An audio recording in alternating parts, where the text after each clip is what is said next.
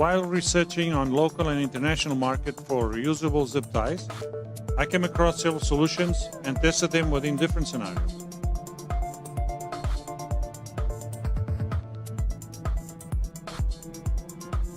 Once enclosed, some of them result in temporary or even permanent locking pole deformation.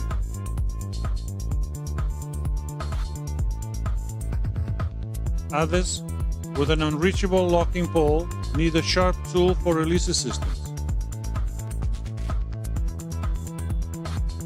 Others, with loose parts, can be mislaid, causing losses and setbacks.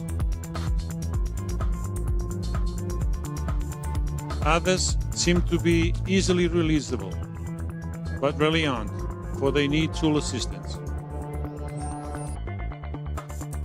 And others still with weak locking buckle or strap.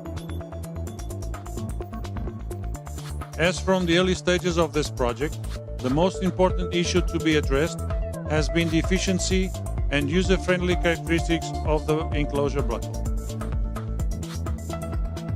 National and PCT patent applications were filed and are pending since 2012. Highest European mold making experts has always been equally important in this process. And as a professional project manager, I'm familiar with maintenance time loss and cost surcharges, and so final injection mold technology was altered into special forms.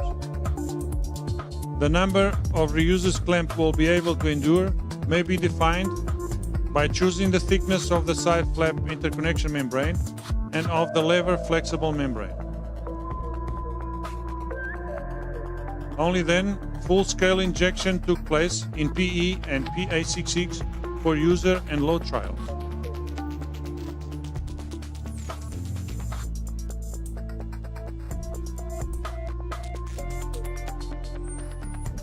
Engage the strap directly into the buckle.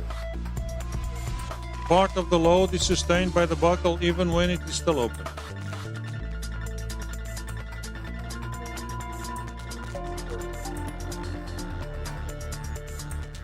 The tie does not come off completely after the operator releases the buckle.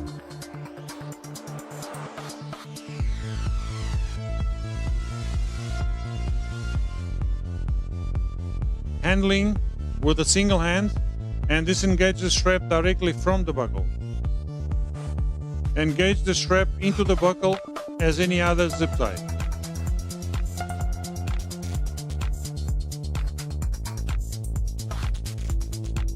It is amazing that the buckle maintains its locking ability after several reuses and after the tooth ball has been disrupted by the load.